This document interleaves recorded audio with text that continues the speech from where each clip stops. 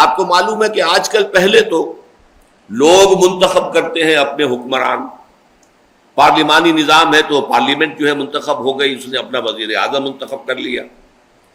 اور اگر صدارتی نظام ہے تو سیدھا صدر منتخب ہو گیا اور وہی جو ہے اب حاکم ہے۔ لیکن اس کے بعد وہ جو حاکم ہیں وہ پھر اب بناتے ہیں نیچے ڈھانچہ، اس کے لیے گورنرز کون مقرر کیے جائیں گے، اور جو گورنمنٹ سروسز ہوں گی ان کے رولز کیا ہوں گے، پبلک سروس کمیشن جیسا کہ آپ کو معلوم ہے یہ ایک ادارہ ہے، مناصب کیسے دیے جائیں گے۔ ان دونوں کو کور کرنے کے لیے دیکھیے ایک جامع الفاظ آئے ہیں، ان اللہ یأمرکم ان تؤدوا الامانات الی اہلہا، یقیناً اللہ ہے مسلمانوں تمہیں حکم دیتا ہے کہ امانتیں ان کے اہل لوگوں کے سپرد کرو۔ اب یہ ٹو سائیڈڈ سمجھیے، ایک طرف یہ کہ تمہارے ہاتھ میں اگر مشورہ دینے کا اختیار ہے کہ کس کو تم بنانا چاہتے ہو اولو الامر، کس کو بنانا چاہتے ہو اپنا حاکم، کس کے ہاتھ میں دینا چاہتے ہو زمام کار اپنی قوم کی، اپنے ملک کی، اس کے لیے اہلیت کو دیکھو، یہ نہ دیکھو تمہارا رشتہ دار کون ہے، یہ نہ دیکھو تمہاری برادری کا کون ہے، یہ نہ دیکھو کس سے تمہیں فائدہ پہنچ سکتا ہے معاذ اللہ، بلکہ یہ دیکھو یہ امانت ہے، بہت بڑی امانت ہے، بہت بڑی امانت ہے۔ اس امانت کو اہل کے حوالے کرو، جو اس کا اہل ہو۔ اس میں خلوص کے ساتھ تم سے غلطی ہو جائے تو اللہ معاف کر دے گا، یہ بھی اجتہاد ہوگا نا کہ آپ کس کو سمجھتے ہیں اہل ترین، اس میں غلطی ہو سکتی ہے، یہ بھی ایک اجتہاد ہے جو ہر شخص کو اپنی ذاتی سطح پر کرنا ہوگا۔ اگر اس میں غلطی ہو جائے تو جیسا کہ اصول ہے مجتہد جو ہے وہ مخطی بھی ہو، اس سے غلطی بھی ہو جائے تو اسے اکیلا ثواب ضرور ملے گا، اور اگر مجتہد جو ہے وہ مصیب ہو، صحیح رائے تک پہنچ گیا تو دوہرا ثواب ملے گا۔ اس اعتبار سے غلطی ہو سکتی ہے، لیکن آدمی جب سوچے تو یہ آج کا جو لفظ ہے ووٹ، رائے، اب دیکھیے یہ ایک طرح کا مشورہ ہے جو لیا جا رہا ہے، اور یہی لفظ حدیث میں آیا ہے المستشار مؤتمن، جس سے مشورہ لیا جاتا ہے اسے امین بنایا گیا، اس کے پاس ایک امانت ہے، وہ جو ووٹ دے رہا ہے ایک امانت دے رہا ہے وہ، لیکن ان تؤدوا الامانات الی اہلہا، جو اہل ہوں، بہترین ہوں، اس کے لیے باصلاحیت ہوں، دیانت دار ہوں، تم سمجھو کہ واقعتاً وہ لوگ جو ہے ملک اور قوم اور امت اور ملت کی خدمت کریں گے، ان کو چنو۔ اور نمبر 2 یہی پروسیس آئے گا، اب جسے آپ نے اوپر چن لیا ہے، وہ جو اپنے نائبین چنے گا، وہ جو اپنے گورنرز چنے گا، وہ جو وزراء چنے گا، یا یہ کہ اس کے بعد جو ایک نظام بنے گا پورا، اس لیے کہ یہ تو ایک لمبا چوڑا نظام ہوگا ایک ملک کا،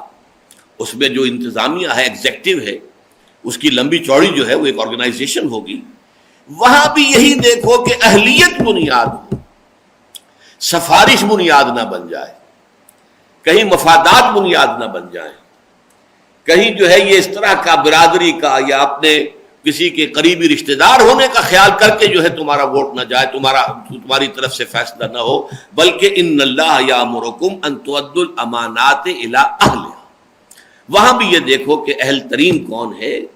اور اس کو جو ہے اس منصب پر فائز کرو۔ اس کے ضمن میں ایک بڑا عجیب واقعہ ہوا حضور کی حیات طیبہ میں۔ آپ کو معلوم ہے کہ فقراء صحابہ، ان میں ایک بہت اہم نام ہے حضرت ابو ذر رضی اللہ تعالی عنہ کا۔ ایک طرف تو حضرت ابو ذر رضی اللہ تعالی عنہ کے بارے میں حضور کی ہمیں حدیث ملتی ہے، من کان یسرہ ان ینظر الی زہد عیسیٰ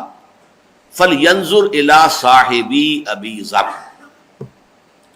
اگر کسی شخص کی یہ خواہش ہو کہ اپنی آنکھوں سے حضرت عیسیٰ کا زہد دیکھے، کتنے زاہد، کتنے عابد،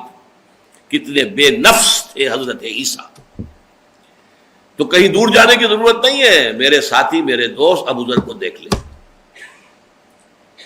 وہی ابو ذر ہیں وہ حضور سے درخواست کرتے ہیں کہ حضور مجھے بھی کہیں والی بنا دیجئے۔ والی وہاں گورنر کہلاتا تھا، یہ والی کوفہ ہیں، یہ والی شام ہیں، یہ والی مصر ہیں، یہ والی یمن ہیں، عامل بھی انہیں کہا جاتا تھا، والی بھی۔ تو حضرت ابو ذر نے بھی درخواست کی کہ آپ نے فلاں فلاں کو یہ عہدے دیے ہیں، ذمہ داریاں دی ہیں، تو آپ مجھے بھی کہیں والی مقرر کر دیجئے، کہیں عامل بنا دیجئے۔ لیکن حضور کا جواب حضرت ابو ذر کے لیے بہت ہی غیر متوقع، بہت غیر متوقع، اور یہ مسلم شریف کی روایت ہے، معمولی روایت نہیں۔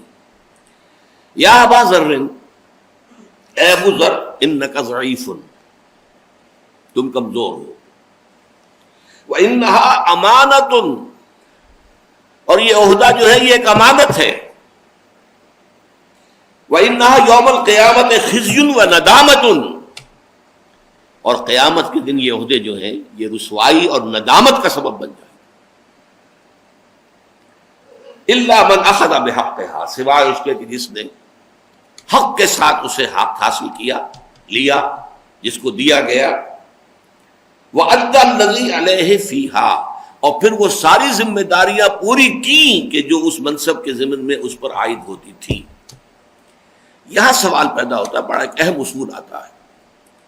کہ ایک طرف ان کا تقوی، ان کی دینداری، ان کا زہد، ان کی بے نفسی، اس کے لیے تو حضرت عیسیٰ سے مشابہت دی جا رہی ہے. لیکن والی ہونے کے لیے یا گورنر بننے کے لیے کہا جا رہا ہے انک ضعیف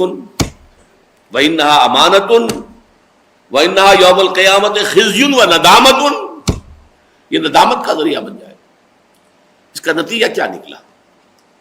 کہ حکومت اور انتظامی معاملات کے لیے محض تقوی ہی شے نہیں ہے بنیادی، اس کے لیے کچھ اور صلاحیتیں درکار ہیں. کوئی انتظامی صلاحیت ہو، کوئی توازن موجود ہو، اعتدال موجود ہو،